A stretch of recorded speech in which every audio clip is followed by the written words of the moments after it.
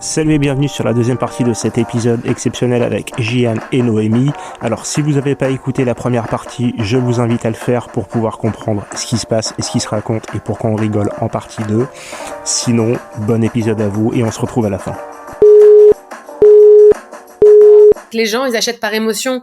Donc, du coup, s'ils sont attachés à toi, si tu les intéresses, s'ils aiment qui tu es, ils en ont rien à faire. En fait, vous faites la même chose, mais ils vont aller vers toi, tu vois. Et c'est ça que j'essaie aujourd'hui de partager à mes clients, c'est sache pourquoi tu fais ce que tu fais.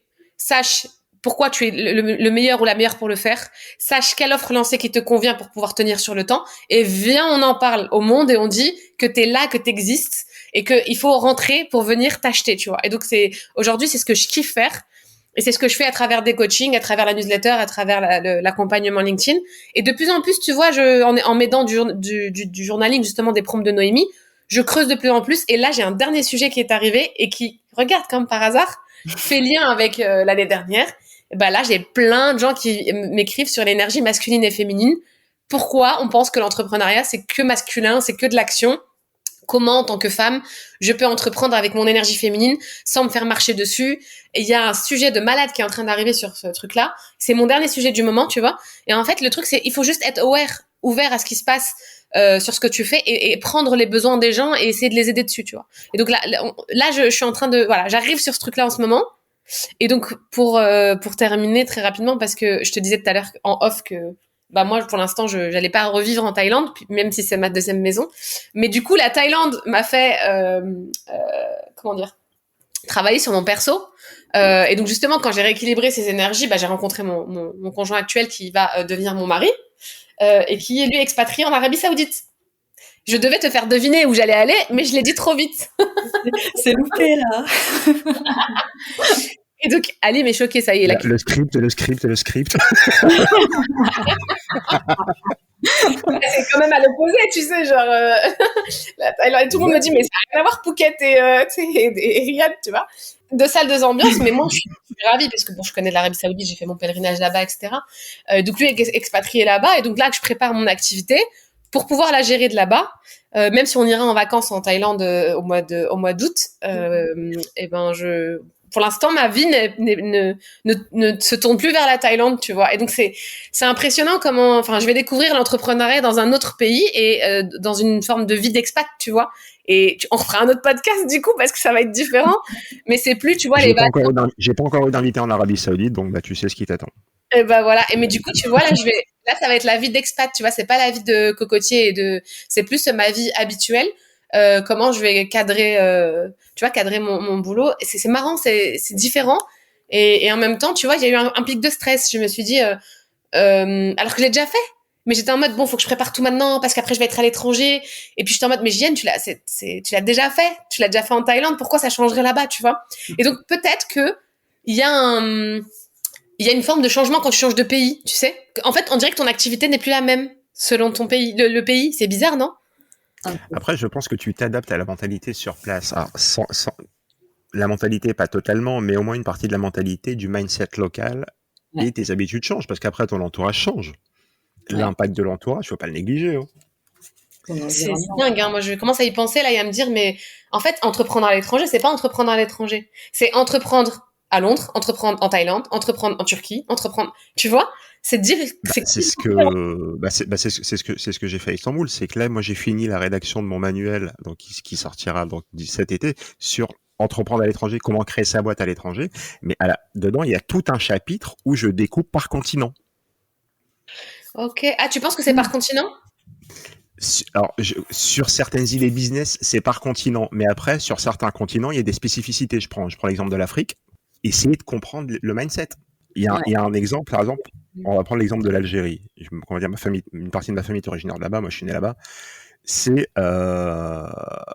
y a un problème de paiement avec le e-commerce.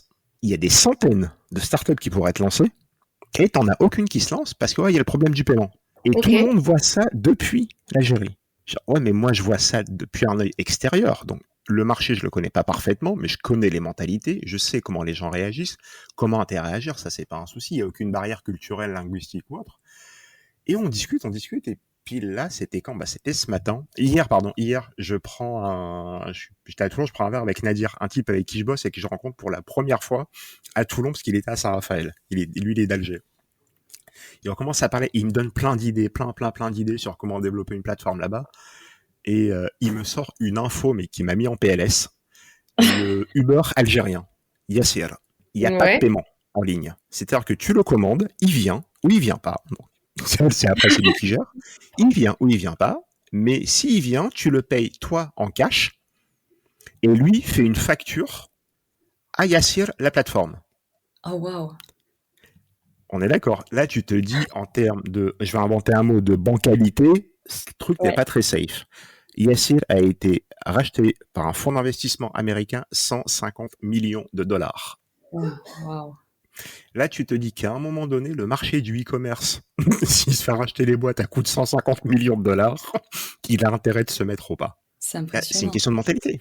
En fait, et là, je pense que là, ce qui vient de se passer là avec Yassir, c'est un coup de pied dans une fourmilière, mais qui va être terrible. Parce que tu as plein de startups. Il y a plein d'e-commerce. En fait, l'e-commerce que je vois pour l'Algérie, tu as des gens qui montent des boîtes en Espagne ou au Portugal ou en Italie, qui, par exemple, moi, je suis client algérien, j'achète et je paye sur un compte en Algérie. Le partenaire, lui, commande le produit sur Amazon ou je ne sais où. Il le fait livrer en Italie, en Espagne ou en Portugal. Et de là, il me l'expédie en Algérie. Tu sais, pourquoi se prendre la tête alors que ça fonctionne. Non. C'est les moyens de paiement fonctionnent. Et c'est une question de mindset. Un, c'est par continent. Deux, après, mais comme par exemple l'Afrique, il y a des spécificités régionales. Mais quand tu vois qu'un fonds d'investissement rachète une boîte où il n'y a pas de paiement en ligne, 150 millions de dollars. Incroyable. Tout est possible. Non, mais ça, on est d'accord. Donc à un moment donné, les mentalités doivent changer. J'ai une déformation professionnelle. Pendant que tu parlais, j'étais en train de te mettre en contact sur Instagram avec Lamine Talakela qui bosse sur le marché algérien, qui est... J'étais là en mode, je peux pas attendre la fin du podcast. Alors, je suis obligée de faire des trucs comme ça. Non, mais franchement, c'est ça qui est génial avec Jian. C'est toujours tellement simple. Tu vas trouver un message sur ton Instagram pour pouvoir le contacter après. Je me cale ça cet après-midi. Mais voilà, en fait, oui, c'est entreprendre à l'étranger, c'est entreprendre, mais c'est chaque pays est différent et chaque culture. Là, sur le podcast qui est sorti la semaine dernière, avec Christina, elle qui est américaine et qui accompagne des entreprises francophones à s'installer aux États-Unis, elle dit non, tu t'installes pas aux États-Unis, tu t'installes dans un État des États-Unis. Oui. Ah oui, chez eux, c'est vraiment découpé. Ouais, c'est vrai que c'est différent. C'est découpé. Alors que tu vas bosser. Ils ont des textes de loi, tu comprends pas. Je dis, mais à quel moment vous l'appliquez? Oui, on n'est pas loin. Tu me dis, à quel moment tu l'appliques? Je pense que même un juge, quand même les magistrats ne connaissent pas ces textes de loi. Ils doivent lire les trucs et se dire, mais c'est quoi ce bordel qui a écrit ce machin là? Venez, on va discuter un peu là. Attends, mais c'est arrivé à Hong Kong. C'est arrivé à Hong Kong pendant le Covid. Ah, regardez l'info, elle est fantastique. Hong Kong, pendant le Covid, à un moment donné, le ministre, donc l'équivalent du ministre de l'Intérieur, appelle tous les préfets et ordonne aux préfets d'aller mettre les gens en quarantaine dans leurs immeubles, c'est-à-dire les enfermer chez eux. Wow. Et t'as un policier qui dit mais c'est illégal. En fait, il pensait qu'il allait avoir une directive ministérielle qui allait venir en gros, mais c'est piétiner la Constitution. Et t'as les préfets qui disent non, parce qu'en fait, on a retrouvé un vieux texte de loi qui date de l'Empire anglais, qui n'a pas été annulé, qui est techniquement toujours en vigueur. Et t'as le droit en fait de séquestrer les gens chez eux. Oh mon Dieu. Mais te courant que la loi du fait qu'on n'a pas le droit de porter de pantalon, elle était encore existante jusqu'en 2013 en tant que femme. Ouais, 2013. 2013. Tu vois, de faire des choses illégales. Là, tu te dis, en fait, il y a personne un jour, tu sais, comment ça, tu sais, s'est remis à lire, je sais pas, le code pénal, le code de procédure civile ou autre. C'est intéressant, je pense, de le lire à un moment donné. Mais du coup, tu vois, moi, je me pose la question parce que je vais dans un pays quand même qui est très... qui a des lois très strictes, tu vois. Et donc, moi, j'ai une autre entreprise qui est ici, mais c'est vrai qu'apparemment, c'est plus intéressant d'ouvrir sa boîte là-bas en termes tu vois, de charges, etc. C'est un peu comme à Dubaï.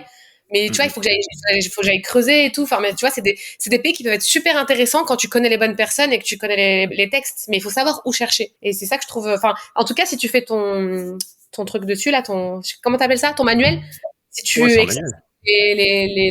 droits et les devoirs et le cadre et tout, ça peut être vraiment canon. Bah, si tu veux des idées sur la partie Middle East là-bas, je pourrais en tout cas t'en fournir. Bah, écoute, et Noémie, toi aussi tu fais un truc du coup cet été? Oui. Putain, mais on peut pas prendre des vacances comme tout le monde un jour. Non, mais ça rejoint un peu les vacances, justement. Ça rejoint un peu les vacances.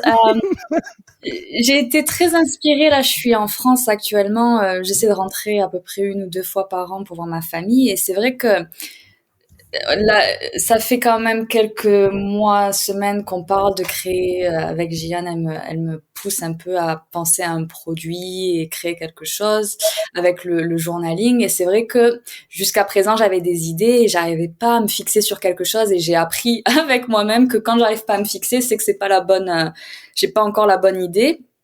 Et en fait, en revenant ici, passer du temps un peu à la plage, je me souviens, j'ai plein de moments de nostalgie qui sont revenus. Et en fait, c'est vrai que ce qu'on faisait à l'époque, c'est entre amis, si on va à la piscine, si on va à la plage, on prenait ces magazines, tu sais, t'as tous ces quiz l'été où tu sais, tu fais, c'est de la, on va dire, l'exploration de soi-même, mais vraiment de surface dans ces magazines. Et j'étais là, mais attends, il y aurait peut-être quelque chose à faire en rapport avec le journaling ici. Et c'est vrai que justement, quand Jeanne m'aidait à accoucher de cette idée, à chaque fois que j'en parlais, je mimais avec mes mains un journal dans mes mains. Et c'est vrai que jusqu'à présent, tout ce que j'ai fait est vraiment digital. C'est-à-dire, je fais des templates sur Notion.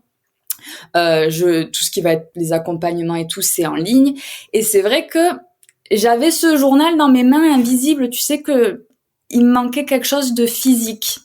Et donc, là, je vais lancer dans les prochaines semaines un cahier de vacances, en fait, d'exploration de soi-même, qu'on peut emmener à la plage, à la piscine, si on va en vacances ou pas, à faire avec soi-même ou en famille avec des amis, pouvoir justement remplir un carnet tout l'été et apprendre sur soi-même et cette idée, tu sais, quand tu vas en vacances et que t'as un petit amour de vacances et que c'est intense et ben pourquoi pas le faire avec soi-même en fait.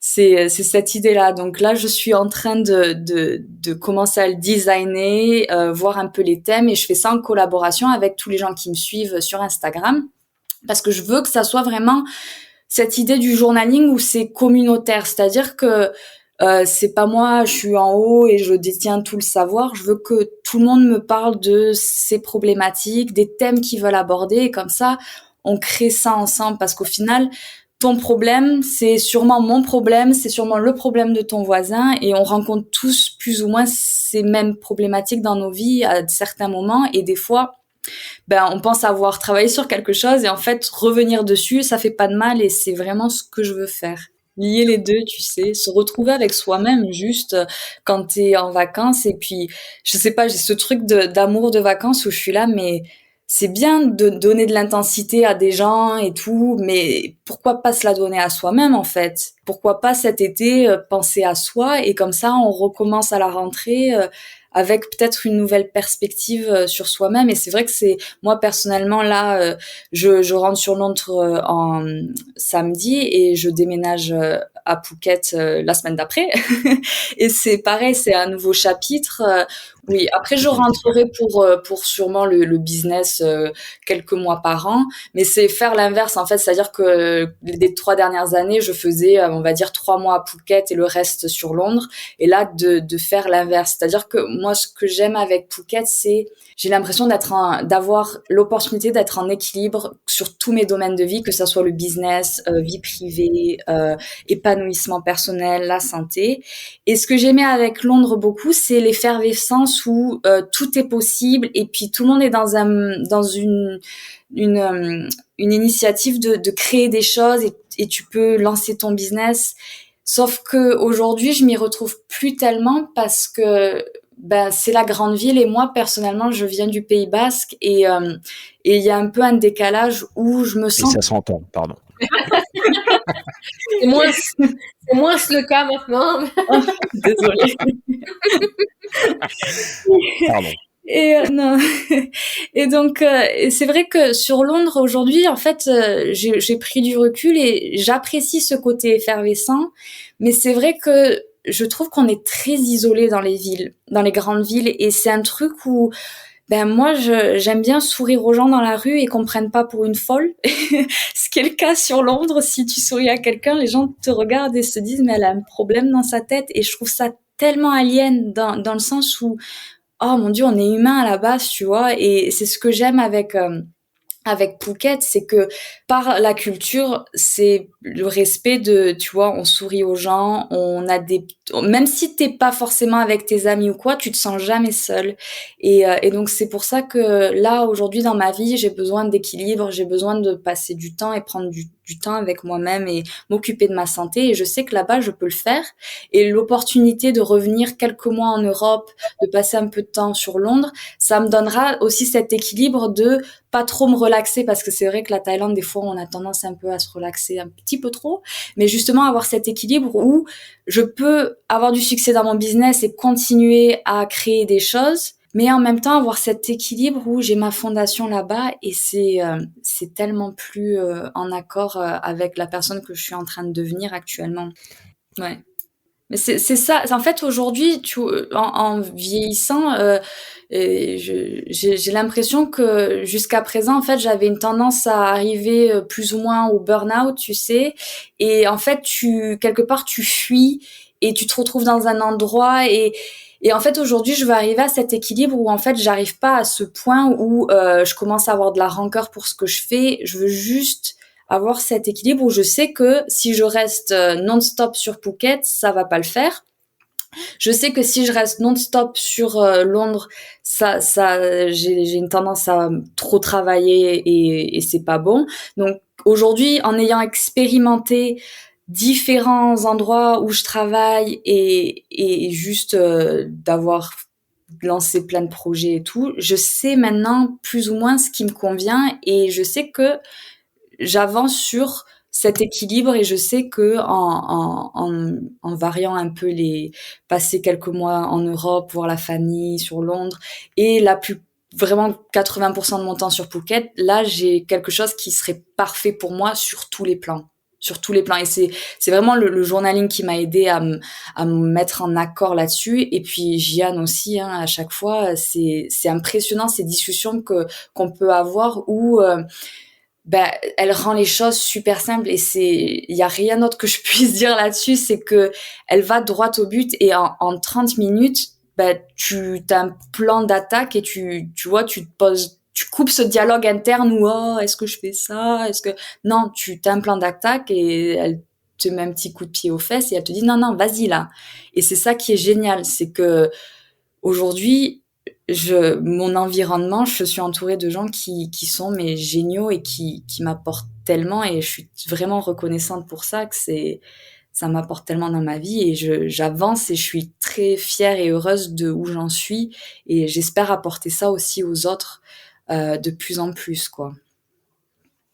Et comme je dis toujours, les gens matchent ton énergie et sont en miroir de toi. Donc, quand on a des difficultés, les gens vont se poser la question et quand on a des gens autour de soi qui nous nourrissent, c'est parce que nous-mêmes, on apporte ça aux autres. Et je pense que c'est trop important dans l'entrepreneuriat et le soloprenariat aujourd'hui tu sais, on dit la phrase on est la moyenne des 5 personnes qui nous entourent. Et en fait, en vrai de vrai, c'est nous qui les choisissons.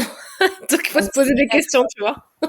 Mais il faut se poser les questions et puis après à un moment donné, moi j'ai un pote qui m'a posé la question, il m'a dit comment tu peux accorder du temps à tout le monde. Je lui dis j'accorde pas du temps à tout le monde. Il y a des gens, je leur dis non, c'est pas possible. Il m'a dit mais même si c'est des amis, je lui dis peut-être qu'à un moment donné, là, ce moment-là précis, j'ai pas besoin de cette énergie.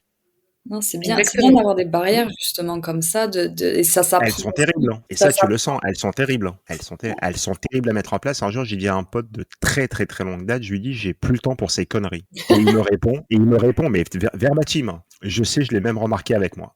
Oh, wow. J'aurais pu lui dire, mais non, mais t'es mon pote et je t'aime. Ouais. Non, on est toujours potes, hein. Mais il a compris qu'à un moment donné, il y avait une barrière. Et puis peut-être que toi aussi, t'es toxique parfois pour d'autres, à des moments. En fait, on est tous toxiques pour quelqu'un à un moment donné. Mais totalement. Je suis tellement d'accord avec toi. C'est des moments, c'est évident. Je sais que Noémie, il y a des moments, elle a dû se dire, elle me saoule, là, j'ai juste envie de réfléchir, elle est en train de dire d'agir. Je le sais, on le sait, en fait. Et quand on est conscient de ça, tu vois, quand on sait qu'on peut être toxique et que l'autre est toxique, en fait, faut arrêter de se victimiser. C'est jamais toujours les autres, c'est jamais toujours notre faute. Enfin, la vie est une interaction, est un système. Et si on a compris ça et qu'on arrive à se réguler, et tu vois, à faire de l'introspection à travers le journaling notamment, ou en se faisant coacher, bah enfin on a tout gagné, tu vois. Et vraiment. Mais ça nécessite un truc qui est exceptionnel qui s'appelle la remise en question. Ouais, et tu vois le dernier sujet, et je pense qu'on a fait un long podcast, et ça nécessiterait, je sais pas si tu as eu un ou une invitée dessus, mais tu vois, moi je pense que la question du conjoint ou de la conjointe, c'est la base de la base de la base de tout, et j'en parle en ce moment. On cache un peu ça sous le tapis quand même, tu vois. Mais aujourd'hui, en tant qu'entrepreneur, je suis désolée, mais il y a la famille d'abord. Il y a l'influence des parents et la famille, la culture et ce truc de nanani, tu vas pas y arriver, tatati, tu vas pas gagner d'argent, tatati, j'ai peur pour toi, tatati, tu vois. Il y a ce truc-là. Une fois qu'on a dépassé ça, il y a quand même la personne avec qui on passe plus longtemps, on passe le plus de temps dans la journée, plus que sur notre travail, plus qu'avec nos clients. C'est nous-mêmes, mais c'est aussi l'autre, tu vois. Comment on choisit? Il faut clairement pas que l'autre soit un poids, parce que sans que ce soit toxique, hein. C'est qui te ralentit. C'est même pas qui te ralentit, c'est qui te descend. Qui comprend pas ton rythme. Tu tiens pas aussi, tu vois. C'est même pour moi la neutralité n'est pas bonne. Ah non. Tu vois, quelqu'un qui n'est pas là pour rien, qui n'est là pour rien, ni pour te ralentir, ni pour te, enfin non pas dans ce sens-là, mais qui n'est pas là pour te soutenir ou en tout cas t'aider ou te cheerlead, tu vois. Comme elle disait, Noémie, elle est radin, mais tu sers à quoi en fait? Enfin genre si t'es là, t'es neutre et t'en as rien à faire de ce que je fais.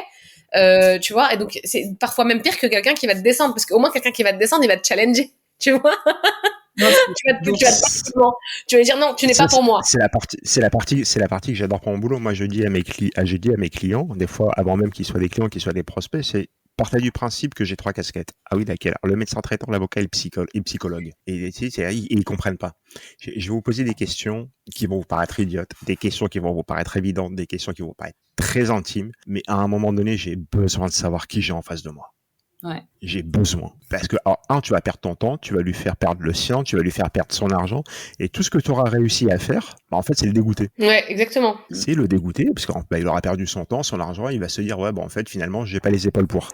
Alors que c'est juste une question de ce que tu disais tout à l'heure, c'est est-ce qu'il a des passions, un secteur d'activité qui le booste plus qu'un autre, et à partir de là, oui. Et la personne peut donner. Et pour le conjoint, je pense que c'est pareil. Pour le conjoint, c'est qu'à un moment donné, faut qu'il y ait des échanges, et il faut pas que la personne te ralentisse, te mette des bâtons dans les roues, ou qu'il soit neutre, ou cette espèce de neutralité où c'est agaçant, quoi. Je sais pas. Tu vois, moi, là, du coup, je suis entrepreneur, et du coup, je rencontre mon conjoint qui va devenir mon mari, et je sais, je l'ai choisi sur enfin, tu vois, lui aussi, il a un mindset entrepreneur, etc. Donc, du coup, je l'ai choisi sur ces bases-là. Mais c'est le début, donc je suis contente parce que j'ai fait les erreurs avant. Et puis maintenant, j'avais ma liste, ou ma to-do list, tout ce que tu veux, les trucs à cocher.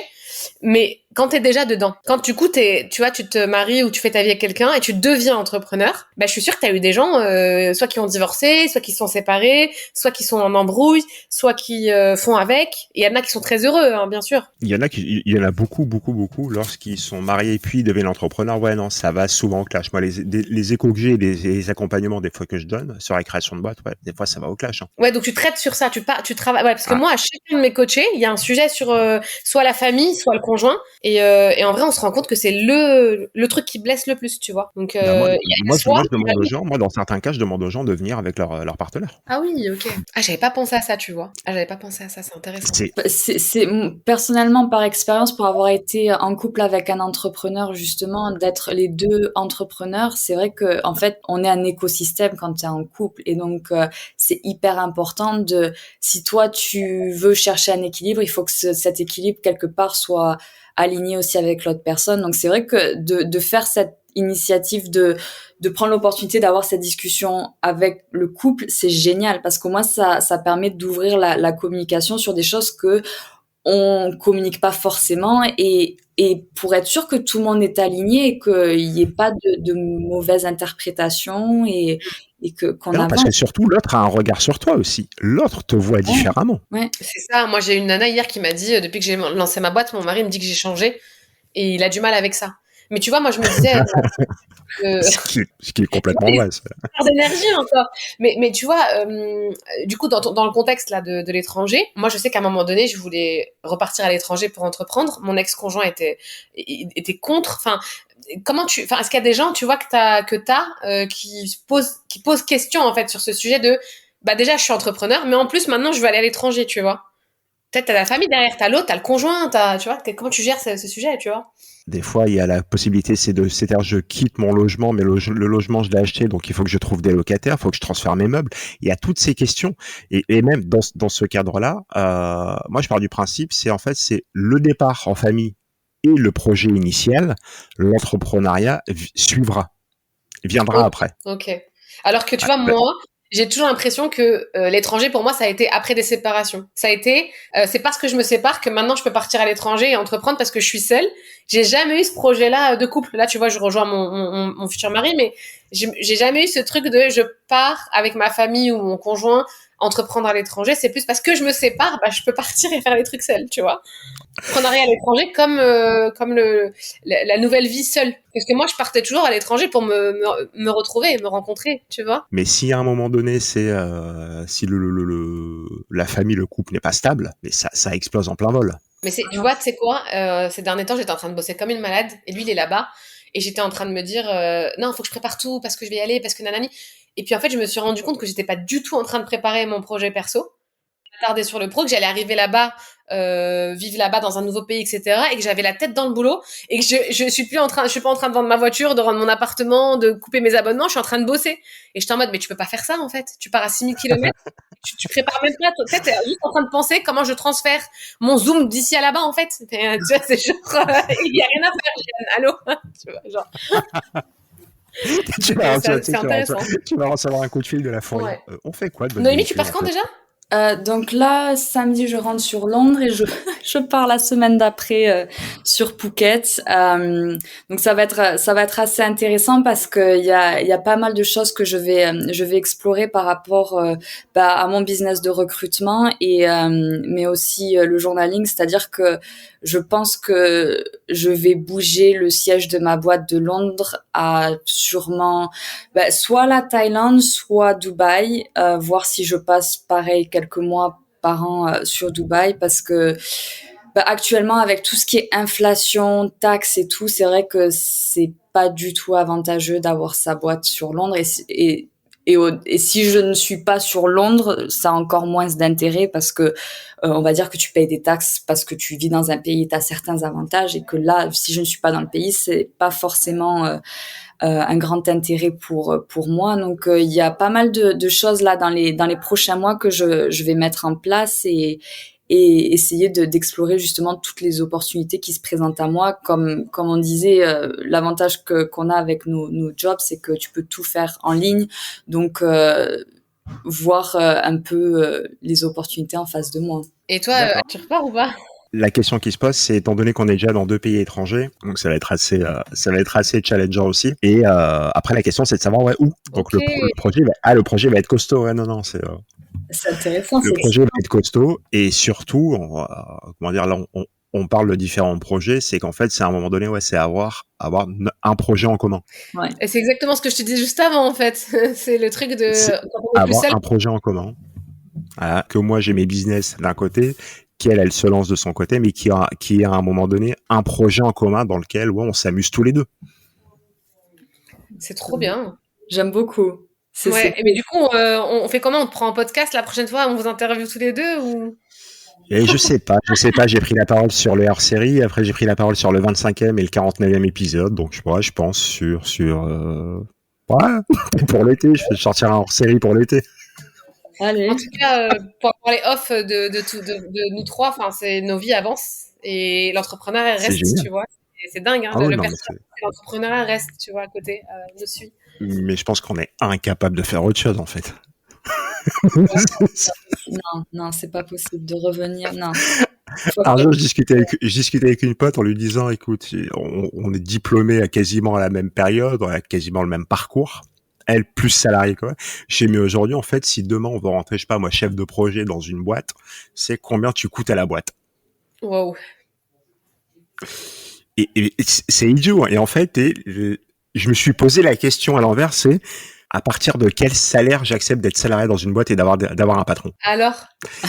Et ben, j'ai toujours pas la réponse, en fait. Mais c'est horrible. Je me dis, en fait, c'est le salaire, il peut être hyper confortable. Ouais. Mais à un moment donné, ça va aller au clash. Non, parce que c'est pas une question de salaire, en fait. C'est quelles sont les conditions que tu accepterais, et c'est pas le salaire, en fait. Ça n'a pas de prix. Et moi, je dis aux gens, j'ai quitté la fonction publique. Enfin, je veux dire, c'était là où j'étais le plus tranquille. Donc, tu vois, si j'ai quitté la fonction publique pour être moins tranquille, c'est que. C'est ça. C'est ça, moi, comment dire, moi, j'ai enseigné en BTS, j'étais en train de finir mes études. On me dit, ouais, non, mais continue encore 3 ans, tu seras titulaire. Non. Je pense que si justement t'arrives pas à mettre un prix sur ce salaire, c'est que c'est vraiment pas, c'est pas pour toi du tout. Enfin, c'est pas, c'est fini. Et moi, je le vois où je sais que dans ma tête, je me dis toujours, mais même si, je sais pas, moi, demain, ma boîte fermée ou quoi, mais je préfère vivre et trouver le moyen de faire juste à peine un peu d'argent moi-même et vivre la vie la plus simple au monde, tu sais, j'ai rien de luxueux ou quoi, c'est juste moi avec moi-même et je dépense pas, que d'aller bosser pour quelqu'un d'autre et me dire bon ok j'ai un super salaire, c'est juste cette liberté en fait que t'as où tu mets pas vraiment un prix sur ta valeur en fait et c'est pour ça que se dire je vais retourner bosser pour quelqu'un c'est compliqué parce qu'au final on te met dans une structure qui te ferme quelque part, qui te limite. Après, c'est vrai, c'est aussi aujourd'hui, t'as des patrons qui ont, il y a pas longtemps, on a été démarché avec un pote qui a un cabinet de management et de recrutement. Parce qu'on a été sollicité, et du coup, on a été voir le prospect, on commence à discuter avec lui, ça dure bien 2 heures sur comment le faire changer de stratégie. Et à un moment donné, on discute, et 48 heures après, on lui envoie un devis. Et sa réaction a été, je lui dis, c'est Boris qui m'appelle, qui me dit, il y a un tel qui m'a appelé et il veut me recruter en tant que directeur commercial et responsable du recrutement dans sa boîte. Et je lui propose quel salaire. Il me dit, on n'en a pas discuté. Et je lui dis, et il sait combien tu facturais dans l'ancien groupe où t'étais? Combien tu facturais? À combien tu margeais par an? Il voulait le recruter. En fait, il voulait l'avoir en interne. Mais souvent, les gens, le mec pesait 1/5 de son chiffre d'affaires annuel. Non, mais souvent, les gens, ils essaient de te bloquer comme ça. Ils essaient de te récupérer, de te bloquer. Ils ont envie de t'avoir pour eux, tu vois. Et moi, j'ai toujours dit, je ne re-signerai pas de contrat. Si je suis freelance, mais sinon, je préfère, enfin, tu vois, je veux plus jamais être, j'allais utiliser le mot domination, il est fort. Mais en fait, en vrai, c'est ça. C'est qu'on essaye de te, tu vois, de te faire rentrer dans un endroit et te dire, tu fais ce que je te dis comme je te le dis. Ouais. Et moi, il y a un truc que je ne peux plus, c'est les réunionites, c'est le temps dans les open space, c'est l'interruption, c'est en fait genre ce qu'on fait au boulot en 8 heures, on peut le faire en 3 heures quand on est tout seul, tu vois. Et pour moi c'est de la domination de mon temps, de mon espace de liberté et de mon temps de réflexion, tu vois. Ah, ça j'ai expérimenté. C'est un cadre. Mais en fait tu vois, c'est ça que je dis. Tu vois, c'est ça où j'étais en dissonance quand j'ai créé Badass, je parlais de liberté. Tu vois, j'avais mis Freedom et Moula et puis après j'avais mis Freedom et Moula et en fait, je me suis rendu compte avec le temps que les gens ne veulent pas de liberté. Les gens veulent instaurer leur propre cadre. En fait, personne veut de la liberté. On veut pas être anarchiste. Même les anarchistes, ils ont un cadre. Tu vois. J'adore ça.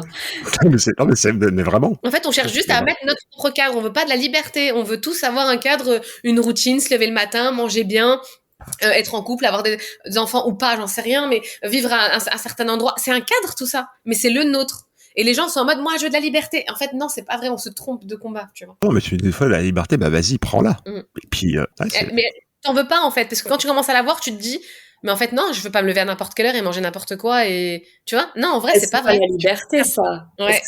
Qu'est-ce que la liberté, en fait? On va faire philo, allez, on a 4 heures. 20 minutes, tu vois, donc... Je pense que la liberté, en fait, c'est juste être en accord avec soi-même et pouvoir explorer son potentiel au maximum, en fait. Et ça veut pas dire, parce que je l'ai fait, se lever à n'importe quelle heure, manger à n'importe quelle heure.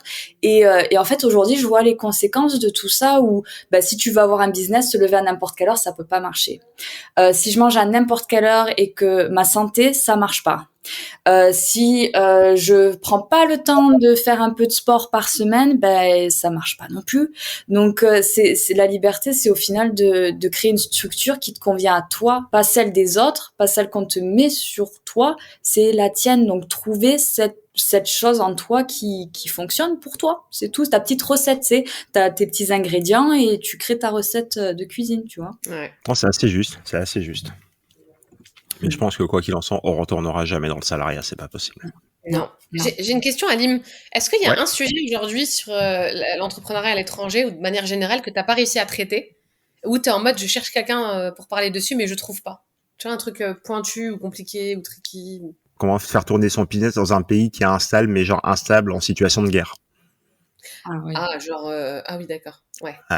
Ça reste assez touchy. Là, j'ai commencé, vu le conflit entre l'Ukraine et la guerre entre l'Ukraine et la Russie, j'ai commencé à regarder les marchés qui ont été passés, qui a acheté les terrains, les cultures d'huile. C'est diaboliquement bien fait, mais littéralement. Les terrains d'huile ont été rachetés par des fonds d'investissement, les plantations de tournesol. Donc ouais, il y a vraiment ce sujet où j'arrive pas en fait à trouver la personne avec pas le bon angle, hein, mais sans que ça ou qu'on soit avec laquelle je peux être en fait vraiment discuter que business. Ouais. Ah ouais. Ah oui, t'es obligé de prendre le contexte en fait. C'est ça. Il est obligé d'avoir un contexte parce qu'après c'est chacun prêche pour sa paroisse, hein, ce qui est complètement logique et compréhensible. Mais juste business. Et tu vas plus mettre deux personnes qui sont en guerre dans le même podcast en train de dire chacun comment c'est clair que tu vas pas faire ça. Non. Sinon dans ce cadre-là, je filme et tu fais une émission et derrière tu. T'es parti sur des millions et des millions de vues là, hein, pour le coup. Comment faire le buzz? Non, il y a que ce sujet, ouais. C'est vraiment, c'est en cours. Ouais. Mais si c'est des gens qui veulent pas être en guerre, c'est intéressant. Tu vois, aussi. De chaque territoire, de dire comment ça. Ouais, mais en tout cas, on leur souhaite beaucoup de... Tu vois, là, ça met les idées en place, tu vois. T'es en train de te dire que toi, en fait, t'as pas du tout ces problèmes-là et que tu vas dans des pays où t'as pas du tout ce problème-là et qu'en fait, t'as des gens aujourd'hui qui veulent faire la même chose que toi, mais qui savent même pas si leur connexion Wi-Fi, elle va fonctionner dans l'heure qui suit et s'ils vont être vivants dans l'heure qui suit. Et mais c'est ça. C'est intéressant. Beaucoup de gratitude, tu vois, pour ce qu'on fait et où on est. Mais non, mais c'est ça, et c'est pour ça, à un moment donné, lorsque les gens, tu vois, mais c'est compliqué, il y a de la concurrence, je suis pas capable de, je ne peux pas, j'ai peur de, à un moment donné, on se pose. Il y a pas d'urgence vitale. C'est ta boîte que tu la lances aujourd'hui ou dans 2 jours. Franchement, ça va pas changer la face du monde. Et en fait, le fait des fois, c'est de donner aux gens un rythme. Juste un rythme. C'est qu'ils prennent leur cadence parce que t'as toujours le truc, ouais, mais lui, il a 30 ans, il gagne plus que moi. Moi, j'en ai 42. Oh là, tu rentres dans des débats, mais ouais, mais quand tu veux faire la même chose que les autres, il faut prendre toute la vie qui va avec. Il faut prendre tout le reste. Tu vois, tu peux pas prendre juste le fait qu'il gagne plus que toi. Il faut prendre les soucis de santé qu'il a eu, les séparations qu'il a eu, les deuils qu'il a eu, les difficultés que tu as. Faut tout prendre en fait de la personne. Mais tu vois, ma cliente, elle me dit tout le temps, tranquille, on sauve pas des vies. Tu vois. Et à chaque fois qu'elle me dit, wow. C'est vrai en fait, on sauve pas des vies. T'as le courant de philosophie des conséquentialistes. Hein. C'est à un moment donné, c'est on se détend. On se détend. Et puis après des fois il y a le client qui essaye de moi j'avais accompagné un client au Portugal, c'était assez marrant. C'est le matin, si je le reçois, ça faisait plusieurs fois qu'il venait me voir au Portugal, donc c'était des obtentions de licence de conduite pour des véhicules spécifiques et je l'accompagne et puis un jour en fait il me présente son ex-beau-frère, donc apparemment tout se passe bien dans la famille et le matin il me propose la post-clope. Et je lui dis, je fume pas. Ah, très bien, pas de souci. L'apéro arrive. Je vais prendre un soft et je bois pas d'alcool. Et le soir, il me pose une question en fin de journée. Pour où sortir danser? Ça, c'est la version vraiment soft. Je lui dis, je sais pas. Je sais pas. C'est pas mon milieu, ça m'intéresse pas. Donc, et il me pose une question. Il me dit, mais je comprends pas, vous fumez pas, vous buvez pas, vous pouvez pas répondre à cette question, mais franchement, c'est limite, qu'est-ce que vous faites là, quoi? Et lui, c'est pas mon client. Et je laisse un temps, je laisse un silence qui est assez gênant. Tu sais que ça devient assez gênant. Et je lui dis, j'ai accès à vos comptes? Il me fait, ouais. Il fait, je suis le représentant de vos sociétés ici. Il me fait, oui, oui. Tu sais, des questions très rhétoriques. Je lui dis un exemple. Je lui dis un dimanche matin, vous essayez de me joindre parce que l'un de vos chauffeurs a fait un carton sur le boulevard avec un véhicule. Et je lui dis, je vous réponds complètement vaseux, alcoolisé, drogué et avec la compagnie de certaines femmes. Je vous répondez quoi? Il me dit que on vous a pas payé pour ça. Et je lui dis vous me payez pas pour répondre à ces questions non plus, donc je vous invite à faire vos recherches par vous-même. Et je quitte la table et je pars. Le lendemain, on se retrouve. Là, il y a mon client qui vient, lui, il reste dans le fond. Il me dit il me dit déjà, je vous présente mes excuses et il me demande de vous poser une question. Est-ce qu'il peut nous rejoindre pour les réunions de travail aujourd'hui ou pas? Je le regarde, je lui dis, moi, tant qu'il se tient correctement, il fait ce qu'il veut. Mais par contre, qu'il ne me manque pas de respect. Et c'est ça aussi. Mais c'était... Et depuis lui, ça a été un de mes meilleurs clients en Portugal. Il m'en a ramené d'autres. Tu vois. Et ouais, il y a ce cadre à mettre en place. Ouais. D'ailleurs, j'ai un coaching pour 14 minutes. Oui, je pense que je vais te libérer. Ou pas. Je me rappelle que, l'année dernière, t'étais arrivé en retard à une masterclass, non? J'étais arrivé en retard à mon coaching pendant ma formation LinkedIn. Ouais, exactement. Je suis à la fin du podcast en mode déjà que je parle vite, mais là, c'était ouf. Mais ouais, là tu vois, j'apprends. Là, j'ai anticipé. Mon coaching est dans 14 minutes. Donc, tu vois, il y allait tout doucement. Sauf que cette fois-ci, c'est moi qui coach maintenant. Tu vois, je suis passée de l'autre côté. C'est ça. Donc, tu peux pas arriver en retard. Non, mais en tout cas, c'était hyper intéressant de faire la rétrospective de tout ce qui s'est passé en 13 ou 14 mois, quand même. Ouais. Et toi, du coup, Jeanne, tu pars quand? Moi, je pars la première semaine de juillet. Du coup, m'installer là-bas. D'accord. Et j'ai trop hâte parce que je connais le pays et j'aime beaucoup et je sais pas du tout. Enfin, mon mari du coup travaille du matin. Tu vas aller chez. Il est en base militaire, donc il va finir vers 15h. Donc du coup, je suis en mode, ok, j'aimerais bien, tu vois, caler mon boulot sur le matin, comme ça l'après-midi quand il rentre, je suis tranquille, tu vois. Donc je suis en train de réfléchir à comment je vais travailler sur mon activité. Et là, l'objectif très clairement, c'est me recentrer sur le perso au mois de mai pour rendre l'appartement, vendre la voiture, tu vois, préparer tous les trucs à préparer que je n'ai jamais préparé puisque je suis jamais vraiment partie, tu vois. Là, ça va être pour de vrai. Juin, c'est mariage et du coup repos. Et juillet, c'est l'appréhension du nouvel appart, nouveau pays, l'activité, comment elle va se dérouler avec mes clients, etc. Et tout ça pour préparer la rentrée, parce qu'au mois d'août, je serai, si tout va bien, en Thaïlande pour voir Noémie, tu vois. Donc, on n'enlève pas une habitude qui gagne, hein, tu vois. Genre, c'est notre deuxième maison. À chaque fois que je vais là-bas pour me mettre en off et réfléchir. Et j'aimerais bien, tu vois, pendant tout ce temps, j'ai 3 projets que je voudrais sortir. Un, c'est ma communauté, Solopreneur Club. Donc, il faut que je rédige les articles et tout, que je benchmark les outils. 2, j'ai un MVP qui est déjà prêt, un minimum viable product, pour agréger tout mon carnet d'adresses digitales de solopreneurs et ensuite que chacun puisse agréger ses propres solopreneurs à travers, tu vois, de la recommandation, du referral. Donc, ce serait un truc un peu VIP, tu vois. Donc, c'est un peu le gratin des solopreneurs pour faire appel à eux. Et le troisième truc, c'est évidemment, tu le sais, j'ai toujours voulu lancer un podcast. Donc, je t'inviterai avec plaisir dans ce podcast. Et j'aimerais bien, à la rentrée, préparer tout ça pendant les 4 prochains mois et à la rentrée, lancer par vague, tu vois. Donc, voilà où j'en suis dans mes activités. Je continue le coaching. J'ai créé la newsletter de mabrain.fr pour les entrepreneurs qui veulent créer du contenu tout seul grâce à l'intelligence artificielle. Et j'ai actuellement une cliente dont je m'occupe sur LinkedIn. Je m'occupe vraiment de son compte. Je fais pas de ghost. Je déteste ça. Par contre, je corrige ses posts. Je poste à sa place.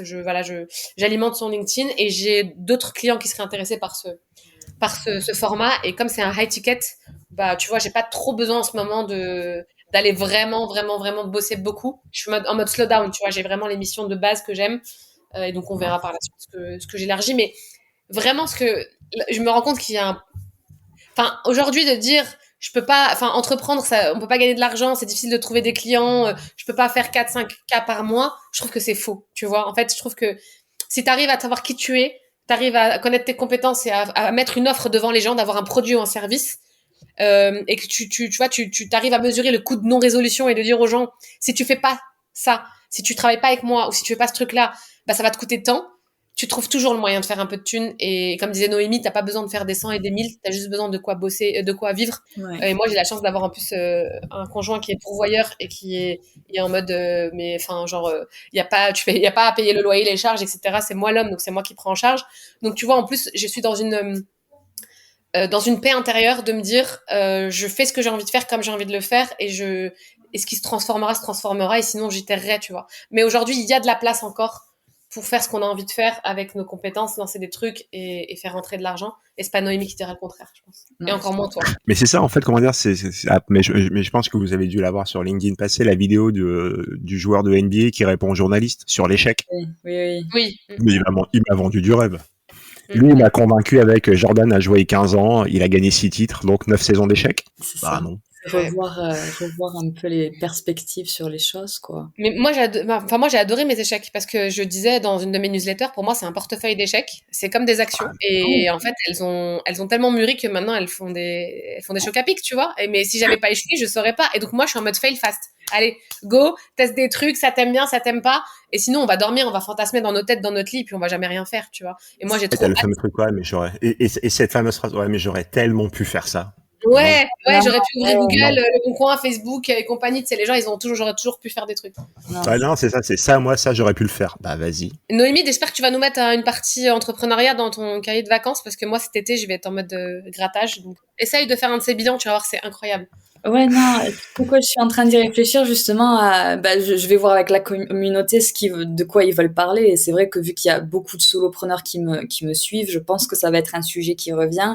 Et justement, je pense que, tu sais, des fois, on a des idées et personnellement, en étant solopreneur, je regarde tout sous le spectre du business et des fois, j'aime juste, tu vois, me dire, ah, mais attends, comment ils font de l'argent ici? Mais comment je préfère de l'argent? Et en fait, ça m'aide derrière à être plus smart sur comment je fais mes propres business, quoi, parce que ça me permet de garder mon esprit ouvert.